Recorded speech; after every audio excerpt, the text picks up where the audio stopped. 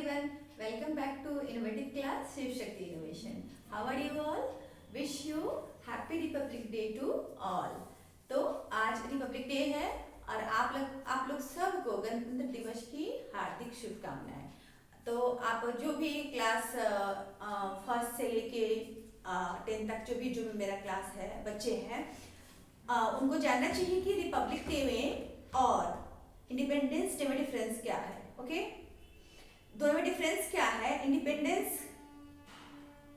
Day जो है वो क्यों मनाया जाता है, रिपब्लिक डे क्यों मनाया जाता है। तो पहले आज मैं इस क्लास में मैं यही बताऊंगी, फिर लास्ट में बहुत इंपॉर्टेंट टॉपिक लेकर आई हूँ आप लोगों के लिए, जो बिकॉज आप लोगों का पीरियोडिक स्टार्ट होने वाला है। एंड ये जो मेरा जो टॉपिक लाई हूँ मैथ से है, मेंस्ट्रुएशन है, जो कि क्लास 8, 9, 10 तीनों के लिए यूजफुल है। तो आप लास्ट तक जरूर देखेंगे।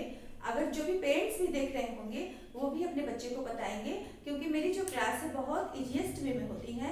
एंड यहाँ पे एजुकेशन का मोटिवेशन के साथ यहाँ पे बच्चों को अच्छी अच्छी बातें सिखाई जाती है। ओके, तो अब पहले हम जानेंगे कि इंडिपेंडेंस डे क्यों कब हुआ था, हमारी कंट्री को इंडिपेंडेंस कब मिला था। आप लोगों को पता है 47 में 15 अगस्त 1947 में मिला था, आज़ादी मिली थी। तो क्या हम पूर्णतः आज़ाद हो गए थे? हमारी जो कंट्री थी टोटली फ्रीडम हमें मिल चुकी थी उस टाइम? नहीं मिली थी। तो अब क्या हुआ था, अभी भी कुछ कंडीशन थे जहाँ पे हमें ब्रिटिश के अंडर में काम करना पड़ता था, है ना। उसके लिए जरूरत थी हमारे कंट्री को एक कॉन्स्टिट्यूशन की। अब कॉन्स्टिट्यूशन क्या है? कॉन्स्टिट्यूशन एक डॉक्यूमेंट है, एक बुक है जहाँ पे जिसमें क्या है कंट्री को चलाने के लिए बहुत सारे लॉज एंड रूल को कंबाइन किया गया, रखा गया है ना। जहाँ पे धाराएं और जो वो कहते हैं अनुच्छेद वगैरह जो है उनमें मेंशन किए गए हैं।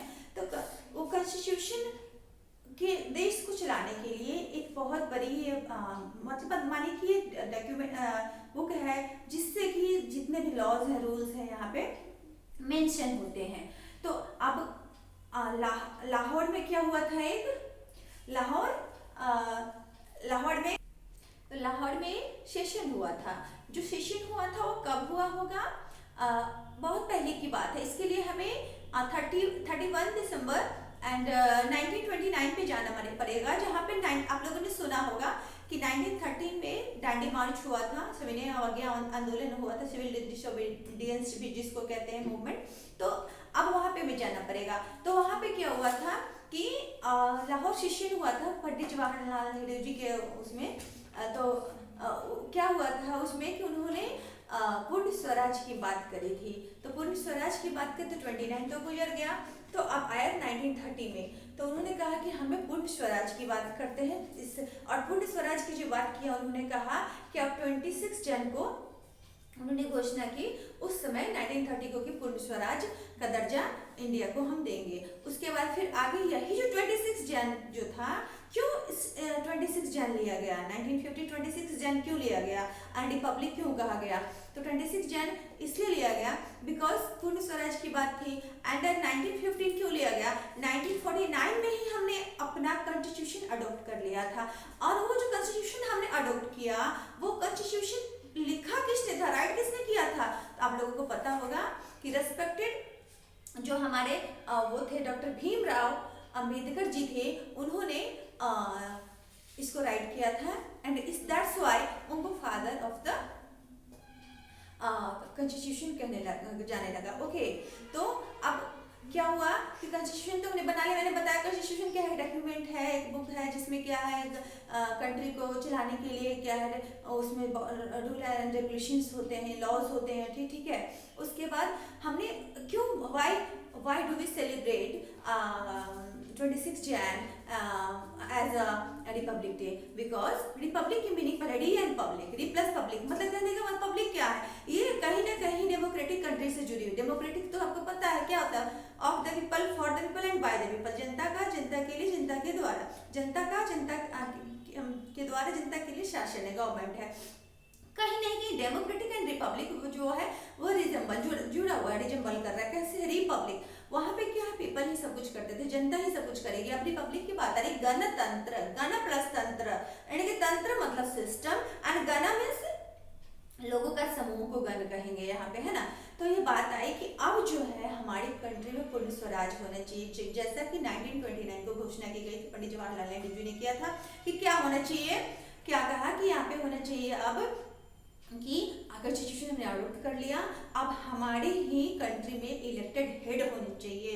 तो what is the meaning of elected head, कहने का मतलब हम चुनेंगे, गण जो लोग हैं वो चुनेंगे और एक ऐसा हेड चुनेंगे जो कि हमारी पूरी कंट्री को गवर्न कर सके, है ना। तो पहले तो हमारी कंट्री में, उससे पहले 1950 से पहले हमारी कंट्री में प्रेसिडेंट हुआ नहीं करते थे। तो जब हमने अपना कॉन्स्टिट्यूशन अडॉप्ट कर लिया, उसके बाद आफ्टर दैट फर्स्ट जो है प्रेसिडेंट इंडिया के हुए, वो कौन बने थे आप लोगों को पता होगा, डॉक्टर राजेंद्र प्रसाद वो बने, है ना। उसके बाद से जो है कि वो इलेक्टेड हेड हुए वहाँ के, कहाँ के, हमारी कंट्री के। एंड क्यों 26 जान लिया गया, अभी मैंने बताया, बिकॉज पूर्ण स्वराज की बात थी। तो ऐसे करके फिर हमारे कंट्री में रिपब्लिक डे मनाया जाने लगा। मैंने बताया कि कारण क्यों, क्योंकि संविधान बना था, we adopt our constitution on this days and और हमने क्या किया था, अपना इलेक्टेड हेड चुना था, है ना, इसकी वजह से। और क्यों मनाते झंडा फ्लैग होस्टिंग क्यों करते हैं, इसलिए करते हैं बिकॉज जैसे हम इंडिपेंडेंस डे को 1947 से 15 अगस्त को का जो हमने डेट लिया उसमें करते हैं, उसी तरह यहाँ पे भी अब हम पूर्ण स्वराज की बात करते हैं। तो पहले तो जो ब्रिटिश का इंडिपेंडेंस के बाद ही ब्रिटिश थे हमारी कंट्री में, बट रिपब्लिक होने के बाद, रिपब्लिक डे होने का मतलब ये है कि वहाँ पे सोवर्डिन, कंप्लीट सोवर्डिन जो है उसमें आ गया है। अब कोई ब्रिटिश का उसमें भागीदारी नहीं है, और प्रेसिडेंट हैं जो सारा उनके अंडर में सारा काम होगा, है ना। तो इसलिए हम रिपब्लिक डे मनाते हैं। तो मुझे लगा कि ये जानना चाहिए आप लोगों को, बिकॉज सारे बच्चों को पता नहीं कि क्या होता है। अब देखिए गणतंत्र, ये रिपब्लिक डे में बच्चों को ये भी नहीं मोस्टली पता कि गणतंत्र क्या होता है। अब देखिए डेमोक्रेसी मीन्स लोकतंत्र होता है, तो लोकतंत्र, प्रजातंत्र और जनतंत्र, ये तीनों क्या है, ये सेम वर्ड है, डिफरेंट डिफरेंट कंट्रीज में यूज होते हैं। जनतंत्र क्या है और प्रजातंत्र लोकतंत्र क्या है। यहाँ पे गणतंत्र, तो गणतंत्र रिपब्लिक मैंने डिस्क्राइब किया, तो मुझे लगा कि ये जानना जरूरी था। एंड इसलिए कि हमें जानना है कि बिकॉज आप जो बच्चे हैं, यूथ हैं और इस कंट्री के फ्यूचर है, मैं बार बार कहती रहती हूँ, तो आप पे डिपेंड करता है कि हमें जो इंडिया जो सर्वोपरि है, इंडिया को हमेशा फॉलो किया है सबने, और इसकी क्वालिटी जो है, इसकी कैरेक्टरिस्टिक जो है वो हमेशा वेद पुराण में बखानी गई है ना। तो इंडिया इसलिए यहाँ पे जो हमेशा बनाया जाता है, फ्लैग होस्टिंग की जाती है। और आप लोगों के लिए मेरा मैसेज है आज के दिन के लिए कि हम हिंदी है, हम वतन है, हिंदोस्ता हमारा, है ना। मजहब नहीं सिखाता आपस में वैर रखना, मजहब नहीं सिखाता आपस में वैर रखना, हिंदी है हम वतन है, हिंदोस्ता हमारा, है ना। क्या है, सारे जहां से अच्छा हिंदोस्ता हमारा, कहने का मतलब कि मजहब के नाम पे जो हम लड़ते हैं, स्कूल्स में जो हम बच्चे आते हैं, तो क्या होता है, बच्चे का अच्छा मुस्लिम है, वो हिंदू है, नहीं, किसी से भी जात पात कुछ भी नहीं होती। जाति ने पूछो साधु की पूछ ली जाएगी, जात पात कोई भी चीज नहीं होती। मजहब के नाम पे लड़ना गंदी बात होती है। पहले इंसानियत, धर्म सब सर्वोपरि है ना। और वही बात है कि आज के दिन हमें सोचना चाहिए कि हम कोई भी भेदभाव किसी भी जाति, हिंदू मुस्लिम के बीच नहीं करेंगे। सब परमात्मा के बच्चे हैं, सब गॉड के बच्चे हैं, सब में क्वालिटीज ज़्यादा और क्या कहते हैं, बुराइयाँ कम है। ओके, तो आज जो मैं आप लोगों के लिए टॉपिक लेके आई हूँ वो क्या है, मैंने अभी बताया था स्टार्टिंग में, क्या है, मेंस्ट्रुएशन। अरे मेंस्ट्रुएशन आपको पता है कि 8th में भी है, 9th में भी है, 10th में भी है। ओके, अब फॉर्मूले में मोस्टली बच्चे कंफ्यूज हो ही जाते हैं। ओके, हो जाते हैं। अभी पीरियोडिक चल रहा है एंड पीरियोडिक में सबसे बड़ी जो हेडेक है कि कैसे कम समय में मेंस्ट्रुएशन के फॉर्मूले को हमें लर्न करें, अप्लाई करें एंड जहाँ पे क्वेश्चन है वहाँ पे इसको हम कैसे यूज करें। तो इसके लिए मैं एक इजी वे है हमारे पास कि आप नर्वस नहीं हुए, और मैं बताती हूँ कि क्या क्या। पहले तो 8th वाले मैंने बताया कि वीडियो 8th 9th 10th तीनों के लिए यूजफुल है। तो कैसे है, तो 8th में आप बोलोगे कि मैम 9th में तो 3D है, आपने 2D भी वहाँ पे मैंने देखी menstruation 2D and 3D step लिखा है, ये 8th वालों के लिए। एंड सरफेस लेना, वॉल्यूम लिखा है नीचे। अगर 2D and 3D, 2D 3D सिर्फ है, बट 9th को भी जानना चाहिए कि 2D एंड 3D सिर्फ क्या होता है। 2D मतलब 2 डायमेंशन, 3D मतलब 3 डायमेंशन। 2D सिर्फ कहने का मतलब हुआ कि सिर्फ 2 डायमेंशन, लेंथ एंड ब्रेथ है, ओके, एंड पैरेललोग्राम में ब्रेथ एंड हाइट है ना, सिर्फ 2 डायमेंशन है ना होने चाहिए। अब 3D कहने का मतलब कि लेंथ ब्रेथ और हाइट तीनों होना चाहिए, इसलिए नाम पड़ा 3 डायमेंशन मतलब 3D, ओके। तो अब आती है बात कि क्या होता है मेंस्ट्रुएशन। मेंस्ट्रुएशन है क्या, क्या पढ़ते हैं यहाँ पे, तो एरिया से जुड़ी हुई बातों को पढ़ते हैं, है ना। किसी भी फिगर से, किसी भी फिगर, कोई भी शेप है, उसमें क्या होता है, हम लोगों ने पढ़ा होगा, 2D में हमने पढ़ा है एरिया होता है, पेरीमीटर होता है, पढ़ा है। एरिया होता है, पेरीमीटर होता है। अब मैंने जो यहाँ पे शेप बनाया, देखिए ये क्यूब है, ये क्यूबॉइड है, ये कोन है, ये सिलेंडर है, एंड ये स्फीयर है, हेमिस्फीयर है। तो अब क्या होता है कि एरिया होता है और फिर पेरीमीटर होता है, तो वो तो बात हो गई। अब आती है क्यूब पे, हम कैसे सरफेस एरिया वॉल्यूम को कैसे के फॉर्मूले कैसे लर्न करें एंड कैसे उनको पुट करें, कहाँ पे कैसे यूज किया, वॉल्यूम कब होता है, किसका वॉल्यूम होता है, वॉल्यूम ओनली 3D शेप का होता है, 2D शेप का वॉल्यूम कभी नहीं होता है ना। 2D शेप में एरिया आती है, ओके। अब आती है बात क्यूब। क्यूब की बात, वॉल्यूम अगर हम लिखेंगे क्यूब की, तो क्यूब की वॉल्यूम क्या हो जाएगी, यहाँ पे वॉल्यूम के लिए जो अनदर वर्ड है, वॉल्यूम के लिए अनदर वर्ड वो क्या होता है, उसको कैपेसिटी भी कहते हैं, कैपेसिटी, कैपेसिटी भी कहते हैं, ओके। तो कैपेसिटी मतलब वॉल्यूम होता है, और इसको बी से डिनोट करते हैं। तो पहले जो मैंने क्यूब लिखा है ना, और ये वॉल्यूम किसकी निकलती है, सिर्फ 3D शेप की, किसकी निकलती है, सिर्फ 3D शेप की, ओके। तो अब बात आती है कि वॉल्यूम, पहले ये क्यूब है, तो क्यूब की वॉल्यूम मैंने बताया कि जितने डायमेंशन, वी नो दैट कि like a square in cube, और जो है क्या है कि इसके डायमेंशंस हैं वो इक्वल होते हैं, जैसे स्क्वायर में 4 साइड्स इक्वल होती हैं, वैसे वैसे ही सेम क्यूब में वी नो दैट, क्यूब में क्या होता है, साइड्स होते हैं, है ना, एजेस कहते हैं, वर्टिसेस कहते हैं, कॉर्नर कहते हैं। तो ये देखिए, ये जो कॉर्नर है ना, ये सारे साइड्स हैं, एंड फेसेस क्या है, फेस मतलब कि सामने का, एक तो 6 फेसेस, 6 फेसेस होते हैं। जैसे एक आप कोई सा क्यूब लेते हैं ना, डाइस लेते हैं या फिर पजल वाली जो है वो लेते हैं, तो उसमें क्या होता है, कितने फेसेस हैं, आगे पीछे ऊपर नीचे एंड ऐसे, तो 6 आप काउंट करेंगे तो दिखेगा फेस, मतलब जो दिखने वाला एरिया होता है, तो 6 काउंट हो जाएगा, है ना। अब देखते हैं कि रूम को देखिए, room is example of cuboid. तो क्यूबॉइड में कितने, क्यूबॉइड में भी 6 फेसेस आएंगे, सेम क्यूब एंड क्यूबॉइड में फेसेस जो है वो 6 हैं, एंड वर्टिसेस के कॉर्नर कितने हैं, 8 हैं, एंड एजेस कितने हैं, 12 है, सेम है, ओके। अब जो बात आती है कि अब क्यूब में की वॉल्यूम क्या होती है, क्यूब की मैंने कहा क्यूब में ऑल साइड्स, सारे 12 साइड्स हैं, 12 एजेस हैं, सब इक्वल है, तो यहाँ पे वॉल्यूम जो है क्यूब का क्या होगा, क्या होगा, क्या होगा, a इंटू a होगा, इट मीन्स a क्यूब होगा, है ना। स्क्वायर में हमने क्या पढ़ा, साइड इंटू साइड, वो एरिया थी, बोलेंगे मैम तो वो तो एरिया थी स्क्वायर के, हाँ वो एरिया थी, लेकिन अभी क्यूब आ गया, चूंकि 3D शेप है, तो यहाँ पे एरिया जो है वो 2 एरिया बनता है, और यहाँ पे सरफेस एरिया बनता है, सिर्फ एरिया नहीं बनता है, सरफेस एरिया बनता है। 3D शेप में क्या बनता है, सरफेस एरिया बनता है। सरफेस एरिया कैसे बनता है, 2 तरह का, कैसा, TA से टोटल सरफेस एरिया, और CA से क्रॉस सरफेस एरिया, के अनदर वर्ड है लैटरल सरफेस एरिया, ओके। तो क्यूब की जो वॉल्यूम है V, क्यूब की जो वॉल्यूम है वो क्या है, sorry, volume of cube, volume of cube क्या है, अभी मैंने बताया कि a इंटू यानी कि साइड इंटू साइड में a क्यूब, ओके। अब आती है बात की वॉल्यूम अगर कहा जाए, सेम मैंने लिख दिया ऑफ क्यूबॉइड, अभी मैंने बताया ना कि क्यूबॉइड, क्यूब एंड दोनों में जो है वो एज भी सेम है, वर्टिसेस भी सेम है, एज 12 है, वर्टिसेस 8 है, एंड फेसेस 6 है ना। अब इसके लिए क्या होगी, वॉल्यूम L इंटू, अगर छोटा है L into B into H, length into breadth into height, 3 dimension हो गए ना।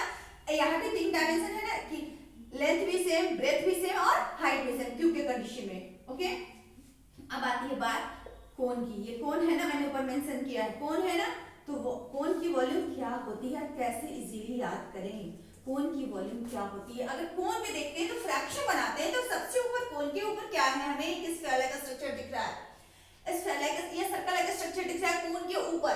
और हमने नीचे जो फिगर बनाया उसमें आप देख सकते हैं एक ट्रायंगल है, ट्रायंगल के बीच में एक लाइन जा रही है, मींस कि वो उसको 2 पार्ट में डिवाइड करा है। ये वाली लाइन को हम स्लांट हाइट और एल कहते हैं। ये वाली लाइन को हम क्या कहते हैं, स्लांट हाइट और एल कहते हैं। और ये जो 2 लाइंस है ये क्या है, ये हाइट है। ओके, अगर इसका फ्रैक्शन बनाते हैं तो ये टोटल एक फिगर है कोन एक फिगर है। ओके, और ऊपर कैसा स्ट्रक्चर है, एक सर्कल लाइक स्ट्रक्चर है और नीचे कैसा स्ट्रक्चर है, 2 स्ट्रक्चर है। 2 स्ट्रक्चर्स कैसे है, ट्रायंगल लाइक स्ट्रक्चर है।